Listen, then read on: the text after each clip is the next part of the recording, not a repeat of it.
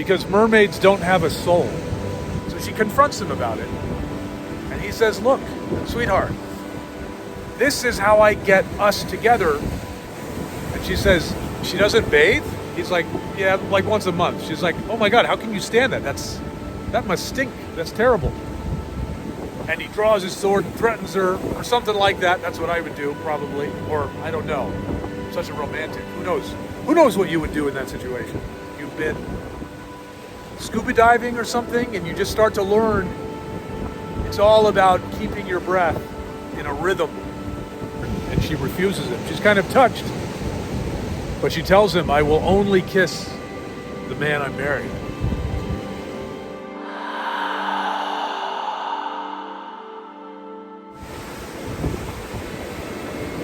Let's talk today about Undine. Undine is maybe the most famous of the old mermaid legends. She predates Hans Christian Andersen's Little Mermaid, which is totally different from Disney's The Little Mermaid. But Undine is a story that should be told in Mermaid, and it's a great way to kick off Mermaid, I reckon. And it begins with a prince, of course. And he's in this faraway kingdom, and he's trying to get home, and he's caught in a storm. And as far as the eye can see, there is no respite. And it is just a nightmarish, bad, obnoxious, rainy, thundering storm. But he sees a little house in the distance, and it's kind of strange. It's on stilts, it's overlooking the shore. It's close to the ocean.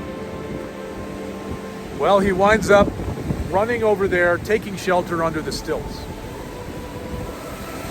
Isn't this beautiful? Look at this. But he's seeing a quite different ocean. It's very stormy. And he looks up and he sees the floorboards under the house starting to creak, and he sees them give way, and he braces himself for impact. But it moves upward. It's a trap door, it's a skylight. And he sees, and there's this beautiful woman looking down at him, and she's got all this beautiful blonde hair, golden hair, and piercing blue eyes, and he can't take his eyes off her. And she asks him if he's okay, and he says, yes, who are you? And she says, I am Undine. And she offers him to come upstairs and to be inside the house with her. He takes her hand, and it's thin, it's almost skeletal, but feminine. He's afraid he might break it. He comes upstairs, he feels he can smell dead fish everywhere. And he's like, what is all that? She says, oh, it's from my father. He's a fisherman, and he always brings them home. And that's how he found me. I was a little baby on a shore, and he nursed me back to health. And his wife is my mother, and they're off on a fishing expedition right now. They'll be gone for a while. But you can stay here until the rain goes away. So he does. And they start to get to know each other. She's kind of eccentric. She's always taking a bath, probably like every day, which is weird back then. And he says, yeah, Sophia doesn't do that. She's like, who is Sophia? That's who I'm betrothed to. And she says, she doesn't bathe? He's like, yeah, like once a month. She's like, oh my God, how can you stand that? That must stink. That's terrible. So he says, she's nice, but yeah, it is kind of crude when I think about it. And he starts to miss Sophia less and less, and he's spending more and more time with Undine. And the storm keeps raging outside. The rain doesn't cease. And he keeps looking at Undine. Her lips just start to burn for him. And then he finally just can't take it anymore, and he goes to move to kiss her. He asks, of course, can I kiss you? I can't take it anymore. And she refuses him. She's kind of touched. But she tells him, I will only kiss the man I'm married. Damn. So he kind of worries that one around and thinks about it. He's not liking Sophia anymore, and their chemistry is growing, and they have this conversation where she confesses something to him, that she's not really mortal. She's actually a water spirit, a mermaid. She's never returned home because mermaids don't have a soul. The only way to get a soul is for her to be with a human, to marry a mortal man. Then she will have her soul. When she dies, she won't just become foam on the sea, she will go to heaven. And he starts to think about it. His desire's only grown, his connection to her as well. And finally, after much thought, he tells her, I want to be your husband. Well, she is crying tears of joy, streaming down her face. She's got the biggest smile he's ever seen. She's so happy, she's so moved, her heart is like full. And she says, yes, I will be your wife. And the two, of course, have this incredible kiss. Just the best kiss times 10. They can't keep their hands off each other. The most passionate kiss imaginable. When they come to, when they wake up later, a strange sight. The rains have ended. The storm has subsided. It is the most beautiful ocean he's ever seen. It's so stirring to him that he actually forgets how convenient the timing was. But then he starts to think, well, she is a water spirit. Maybe she can control the rains. Maybe she can control the storm. Maybe there's something I don't quite know about her. But he immediately forgets about this because she tells him there's a chapel that they can get to now that the storm subsided, and they can be married. But they have to do it quickly. They can't be on the water for long. And he says, I thought you were a water spirit. Don't you love the water? And she says, yes, but my uncle is the Lord of the deep and he's looking for me. And if he learns that I've married, he's going to want my soul even more. So they take this little trip, they get to the chapel, they get married. They get back into the boat and they're able to sail back to her house. They get their things and they set out for his kingdom. And when they return, finally, Sophia is there to greet them. And she is the sweetest thing. She's polite, she's kind, but Undine is threatened, of course, and isn't very nice to her. And the prince asks her, please, she's going through a whole heartbreak.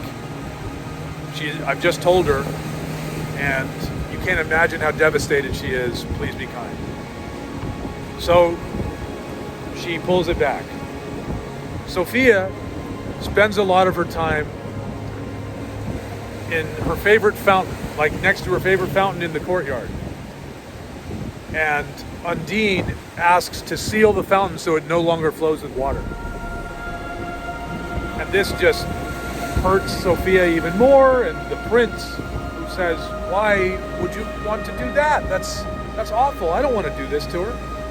And she says, look, that fountain is connected to an aqueduct, which is connected to a river, and that river goes to the ocean, and my uncle is going to be able to access that and come for me. I need to seal that fountain. So this prince, he goes and tells Sophia, look, I have to seal this fountain. And really, it's not healthy for you to be here anyway. You are going to need to leave at some point. And she says, I know, I'm trying to deal with all of this. And he says, well, look, I'm going to do my best to find a suitable nobleman who is worthy of you. And he makes that agreement with her. And he seals the fountain up, seals the aqueduct up. So there's no access from from the river to the kingdom. And the two start to make regular trips to go see the noblemen. But as these noblemen just don't seem to work out, and they have to keep doing more trips, and they keep getting more and more close to each other, and he starts feeling his old affections again for her. Meanwhile, Undine is starting to get accustomed to life as a princess, but she also knows the dynamic is shifting. She's not spending that much time with him. Also, Sophia is spending more time, so she confronts him about it. And he says, look, sweetheart, this is how I get us together, by getting her out. And it hasn't been working, so I have to do it. Now tomorrow, we are going to a kingdom. And it's across the river. And I don't think you want to come with us, because that's a big body of water. And everything I respect about your uncle, I want you to be safe. But this makes Undine want to come with them even more. So the trio set sail on one of his small ships. It's got a crew and everything. They're going over this huge river, but as they're getting halfway across, the water starts to darken. The sky starts to get a little darker. And the prince looks at Undine and he says, what's the matter? And she says, it's him, I can feel it. He's found me. And no sooner does she say that, another storm starts to brew very quickly. The waves start to raise, the water turns sinister. If you've ever seen an oceanic stormy river, there's nothing like it. It is very disturbing. It's unreal. Before they know it, the waves start to look like hands that are just tossing the little boat to and fro. And soon the prince is thrown from the water. And he hears Undine shriek his name. And he's sinking. And he can't quite get his footing in there to swim. I mean, if you can get footing in the water. That's my mariner landlubber ways of vocabulary screwing up the story. But he's writhing and kicking, and the water just keeps turning him topsy-turvy. And then he feels these fingers in his hair, and they seem so dainty. And then he feels these lips on his, and they're soft, and he recognizes it's Undine on him. And he starts to take her in, even though he's filling up with water. All of it's happening in an instant, but an instant can feel like an eternity in some places, especially when you're in survival mode. And he kisses her. He believes this is the end of his life, and so he will kiss her now. And all of a sudden, the water in his lungs begins to leave. And he begins to breathe. And he hears a sound, and it's the most calming sound he's ever felt. And he realizes it's the sound of his own breath. If you've ever been underwater and you've been scuba diving or something, and you just start to learn, it's all about keeping your breath in a rhythm. And that's what he's feeling. He can breathe. I got some friends here. Hey guys. Where was I? He opens his eyes and he realizes he can see just fine, even though this water is totally dark. And he sees it's Undine, but she doesn't quite look like her. It's almost ghastly. It's almost like he can see her bones.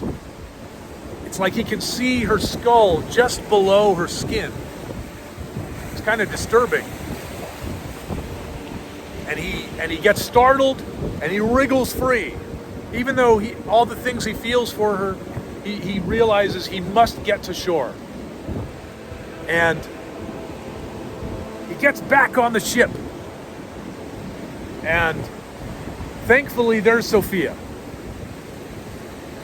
And she's hugging the mast, and the crew are all scattered, and he takes command. And he gets Sophia back in his arms, and he commands the crew, we must turn around. We have to get back to shore. And sure enough, everyone gets back to their stations. The boat is turning around. They're getting back to shore. And he's looking back, kind of chilled to the bone of what just happened. But all he sees is this barren, violent water behind him. And he leans over the deck one last time to look. And he says goodbye, Undine. And out of nowhere, this skeletal hand grips his wrist, and he's completely startled, and she leaps up and is desperately grabbing him. Says, "Come with me. I love you. You can't leave me like this." And then he pushes away, and he draws his sword and threatens her, or something like that. That's what I would do, probably. Or, I don't know. I'm such a romantic. Who knows? Who knows what you would do in that situation? Anyways, he tells her to get away from him, you monster. And she is completely heartbroken. The tears come back to her eyes. And then she tells him, "You have broken the heart of a mermaid.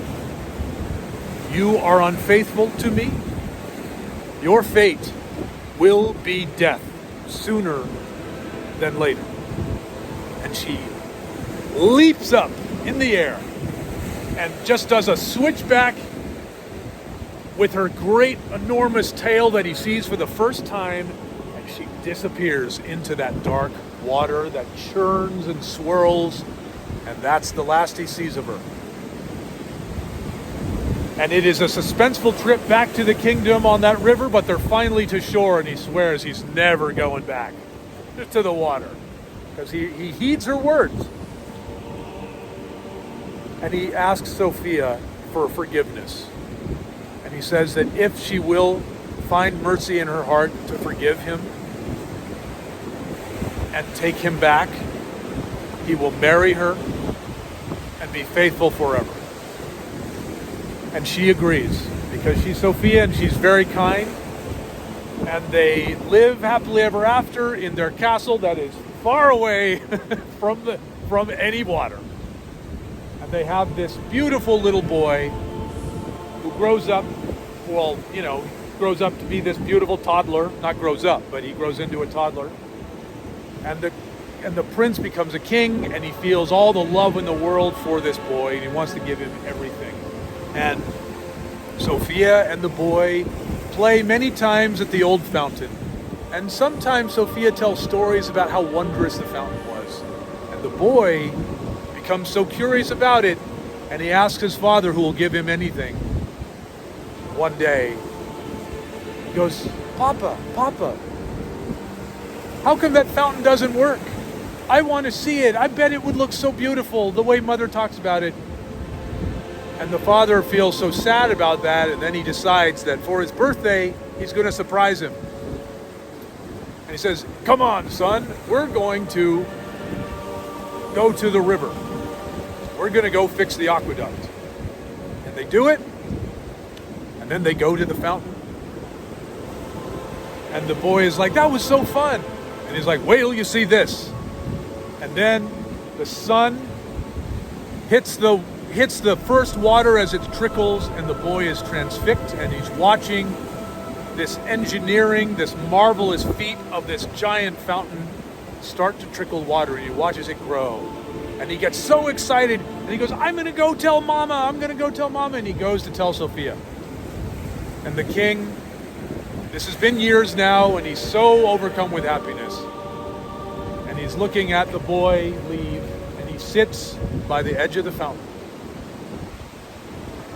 And then, suddenly, that hand that he knows so well appears out of nowhere and grabs his wrist. And he's startled, he turns around, and before he can do anything, she is completely coiled around him, and she is so strong he can't move. And she pins him down to the bottom of the fountain, and she looks at him nose to nose, and he can feel her scent, her beautiful mermaid scent again.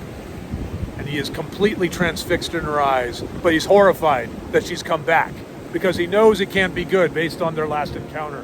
And she tells him, "My heart has been broken all these years. I have loved you, my darling. How could you leave me? You have hurt me. And he says, I'm sorry, I'm sorry. And she says, I am alone now. You promised me, and I told you.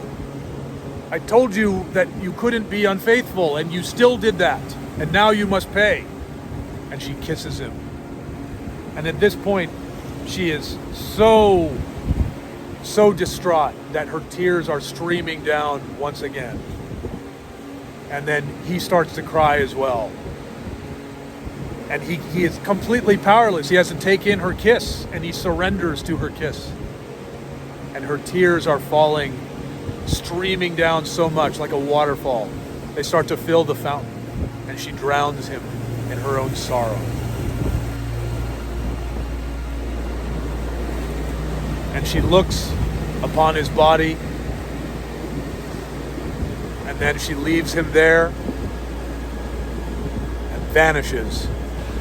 Some say that she wandered the world a soulless mermaid, punished by her uncle. Others say she then stopped running from her uncle and gave herself up to him. And others say she took her own life after that. It's a mermaid story, and like mermaids, they're mysterious. We don't know what happened to Undine, poor Undine. But there's I always think of that. We play with forces we don't understand. When we mess with nature, when we fall in love, when we don't accept our responsibilities, there's always a lesson that the mermaids teach us. I think it's a lesson that you can learn without ever having to fall in love with a mermaid or a merman. I think it's a lesson you can learn by going out here to the ocean, being quiet, and asking it your most burning questions. Confessing your deepest desires to it. You are always going to get something back. Mermaids teach us humility, among many things. And to appreciate beauty. But maybe there's a certain boundary you should make with that beauty. Who knows? Maybe if you find that boundary, you are free to experience it in all its glory. But who can say what that boundary is? It's different for all of us. We all have our own journey, our own quest to find. I'll see you next time.